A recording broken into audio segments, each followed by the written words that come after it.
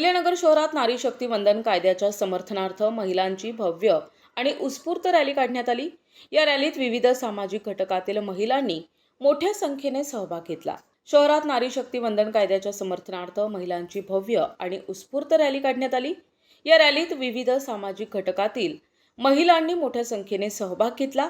विशेष म्हणजे युवती, गृहिणी तसेच कार्यरत महिलांचा लक्षणीय सहभाग होता। रॅली दरम्यान घोषणाबाजी, फलक आणि जनजागृतीच्या माध्यमातून महिलांनी आपला पाठिंबा दर्शवला। काही महिलांनी आपली मते मांडताना सांगितले की अनेक वर्षांपासून प्रलंबित असलेल्या महिला प्रतिनिधित्वाच्या प्रश्नाला अखेर गती मिळाली असून संसदेत विधेयक प्रस्तावित होणे हा ऐतिहासिक निर्णय आहे।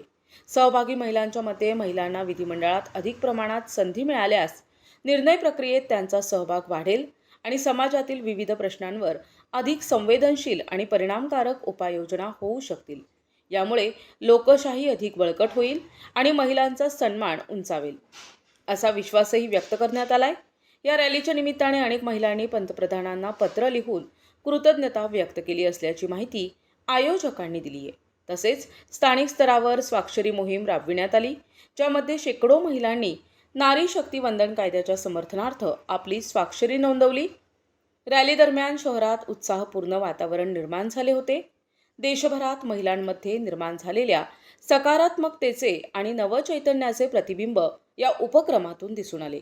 अनेक महिलांनी हे पाऊल केवळ कायदेशीर बदल नसून सामाजिक परिवर्तनाची सुरुवात असल्याचं मत व्यक्त केलंय।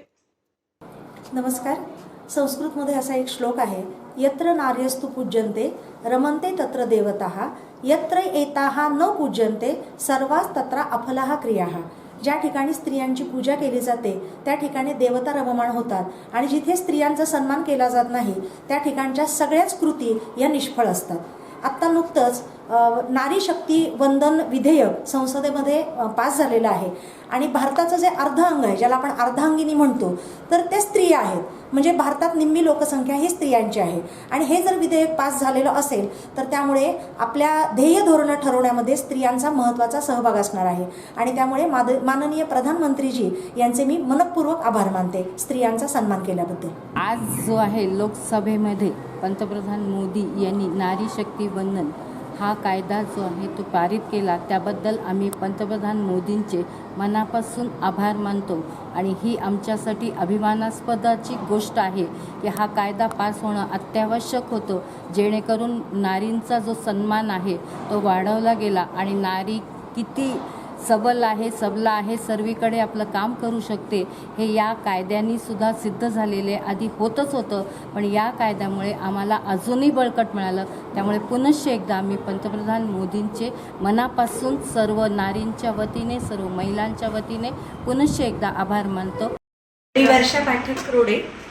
खरं तर सन्माननीय पंतप्रधान नरेंद्रजी मोदी यांना मी मनपूर्वक धन्यवाद यासाठी देते की आज नारी जे जगात करू शकते ते कोणीच करू शकत नाही आणि त्यांनी हे ओळखलं आहे आणि त्यानिमित्ताने जे हे विधेयक आहे या विधेयकाला एक पाठिंबा म्हणून सगळ्याच नारी शक्तीने उभं राहून समर्थन दिलं पाहिजे असं मला वाटतं। धन्यवाद।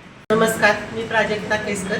मी पंतप्रधान नरेंद्रजी मोदी यांना धन्यवाद देते, कारण आपल्या संस्कृतीमध्ये सांगितलेले यत्र नार्यस्तु पूजन्ते रमन्ते तत्र देवताः, म्हणजे जिथं स्त्रियांची पूजा केली जाते, स्त्रियांचा सन्मान केला जातो, तिथंच देवता रममाण होतात आणि हेच आपल्या भारतामध्ये या आधीही होत होतं आणि यापुढेही होणार आहे।